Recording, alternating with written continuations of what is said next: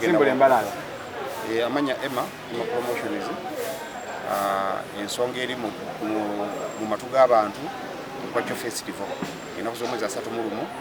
December Ewakulunkuku kuyingira omutwalo gumu oba oyinamu akayitamuko emitwalo 5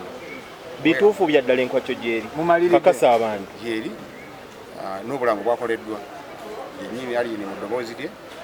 neegatibwako ne Lwandi Mayinja ababoole ababoolebwa gwe mutesitesi nze mutesitesi Emma promotions kigenda kuba kitya Ewakulunkuku asatu mulimu omuntu asuubire kyali eyo asuubire aliyeni omukolera ndowooza biswankwana abaayo kyabadde takolangako kakati ate biswanku ekyo kibuuzo kya aliyeni simanyi bulungi nkwatagana ye ne biswanku aliyeni ne biswanku simanyi bulungi twagala otangazeemuko kuba omuntu bw'awulira aliyeni n'ebimwetoololerako ennaku zino kaba kabuli how sure are we nti eggaali yaabwe balina eggaali ennaku zino nti bw'ojja nga ozoleya kibanda oyinza obutavaawo bulungi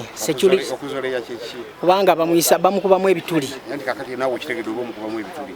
oba okitegedde nti ogwekenyini wawezezza omusango ng'ogutegedde nti omukubamu ebituli olaki oba omukubamu ebituli bw'oba ozze jangu mu nzigi entuufu kubanga si buli omu nti afuna ekizibu omuntu wabeerako n'abantu era balaba social media nti olumba aliyeni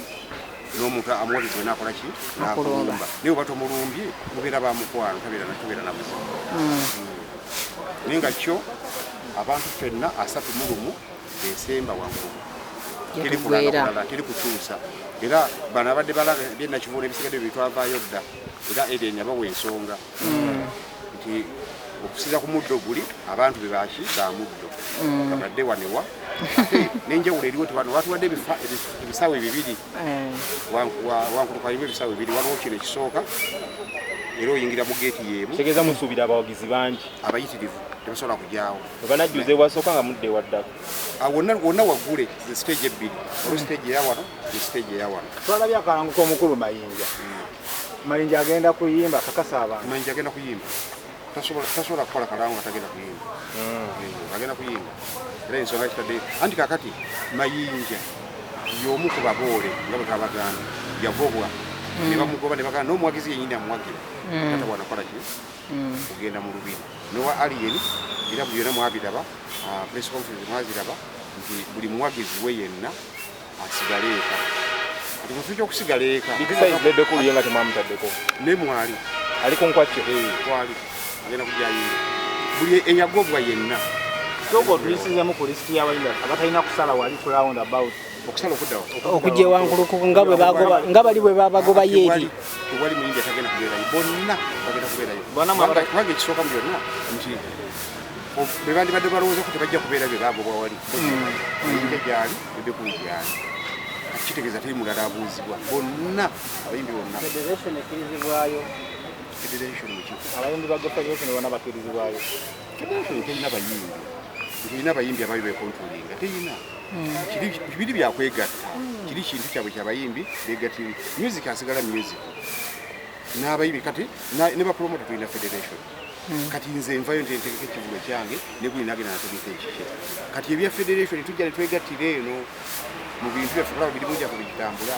federation endala nnyo n'abayimbi abayimbi bali kino bali independent buli omu akola kike bapromota abamu bazenda otandika okukola obimba otadde ku architect endongo okubanga mulemesa baani abakyogera anti abantu abawagizi abawagizi tebasobola kyogera ng'ate promota yakisazeewo iye kisalawo n'agamba bano sibeetaaga Emma promotions waliwo kyemwalimu akkaanyako nga bapromoters nti teri muntu kuteeka kivulu ku munne ensonga eyo eyimiridde etya kakati tusooke tubale oli munnamawulire tusooke tubale okuva ku Christmas ebivulu ebiriwo wano tekikola kakati anti kasooka lapi ero beach waliyo ekivulu kya keti ku resort waliyo balamu nawasigadde layini nga bwegikolaki nga bwegenda etteeka likola mu nnaku nga si nkulu kati kiri kyetwali twogera kyali kya konsati y'omuntu nti konsati nga bwogamba kubeera kyajja nnyo ogamba nti palaso naani wekigiraawo nebiro ebivule byennaku enkulu oli ne bwatandika wano okuteekawo enkya eryakuvunaana ne bwogamba nti nze olufuluma wabweru wali nkola ki mu bufunze tolina nsobi gye wakoze tewali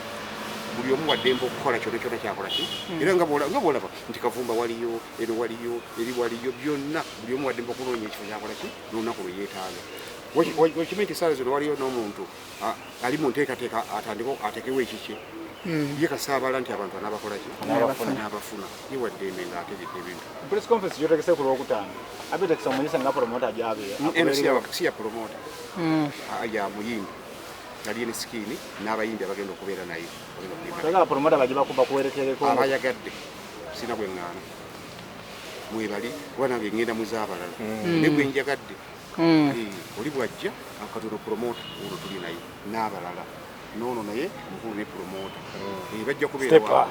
stepa bonna bajja kubeerawo abaana balinawo obudde era mbagambye yasobodde ngajje nesina bwesobola gana tojja tumalirize ng'okoowoola abantu bo okujja abantu bonna bonna okuva ebule nebweya oluganda bakiyita bannakampala n'emiryaano bannayuganda bonna abagala b'emisikini nti oluno bukyanga abeerawo kuno wagenda okukola ekintu kyennyini olw'ensonga nti twakola ekya freedom city abamu tebasobola kumulaba balemererwa olw'obungi bw'abantu n'abantu wafunda nnyo ekiritiridde naye olwaleero ensonga ya security freedom city ezaamu kwa Katonda